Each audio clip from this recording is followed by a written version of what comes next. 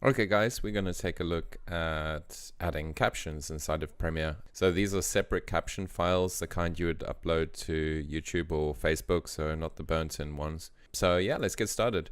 And the first place to start is actually to create a captions file. You'll only need one of them, and that's under File, New, Captions. So hit that. It's going to ask you the standards, and the default is this, which is fine. This is going to work. So don't use these other ones. I don't know, maybe some of them do work, but CEA 608 does work with YouTube and Facebook. So we just hit OK. There's your captions file. And then that's going to go into a track inside of your timeline. And it doesn't really matter which track, you just want it above your video. You can see I can kind of pull it out, make it longer here. You obviously just wanted the length of the video.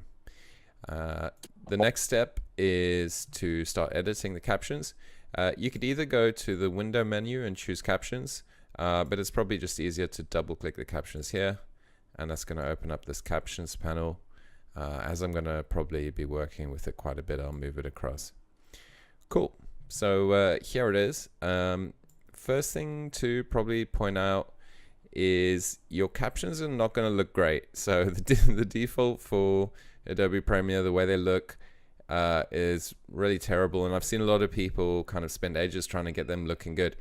It doesn't really matter. So if they don't look good, it doesn't matter. That's just how it looks inside of Premiere. When you upload that to Facebook or YouTube, they apply their own styling, so you don't really need to worry. There's a few things I'll usually do. So I'll center align the text, and I'll make sure that it is in the bottom in the middle with that little grid. So some of the styling stuff can carry over to YouTube and you might not like it, but really I wouldn't worry too much if it doesn't look good, or even if your text doesn't fit in, because if you've got a longer sentence, it'll often chop the sentence up. You don't need to worry about that. Okay, so let's start adding the captions. So this is an individual caption, this one here.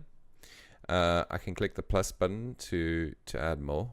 But well, actually let's just edit this first one. So usually the first thing I do is edit the timing. I'll play it for a bit just to listen how much text there is, and I'll stop at obviously a logical point where I think, okay, that's how much I want to have in this caption. So let's just hit play. The body, the mind, and the brain. So right, okay, that'll fit nicely.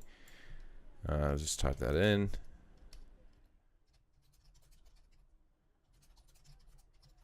Okay, and you can see it's shortened it. It shortens it in a weird way, keeps the last letter, so you often think you've misspelt it. It's not Brant, it's definitely Brain. So there we go, we've got our first one, and just need to add a second one. So you hit the plus symbol over here, that adds a new one. You can see it there. I usually just hit play to get the next sentence. Respond to fear. Pull it out, click in here.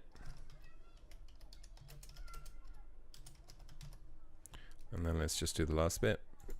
Almost in the same way as to stress.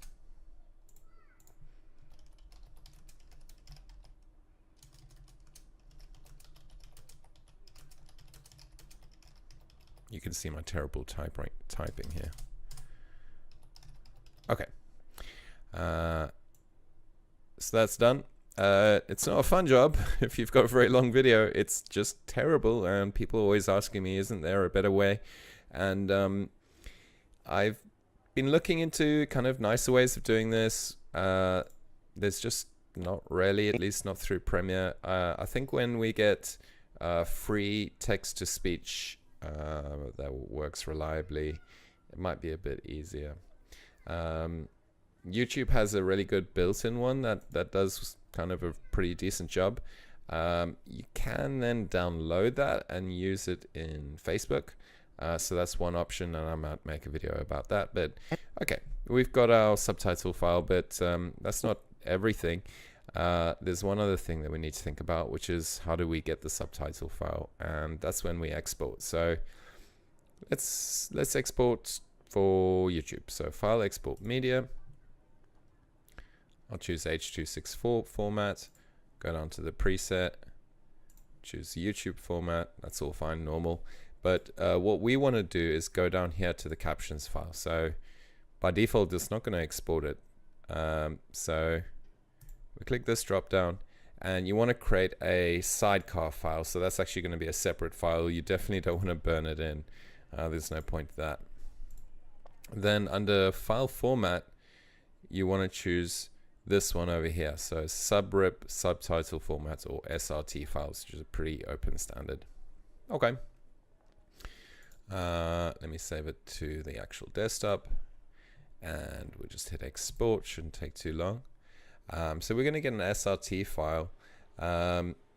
What we'll then do, and if I show that to you, we've got the video itself over here, and then the SRT file. So on, let's say we're doing YouTube, I'll just upload the regular video by itself, do the settings, save it, and then go into the editor studio, and there'll be a place where you can click to upload an SRT file.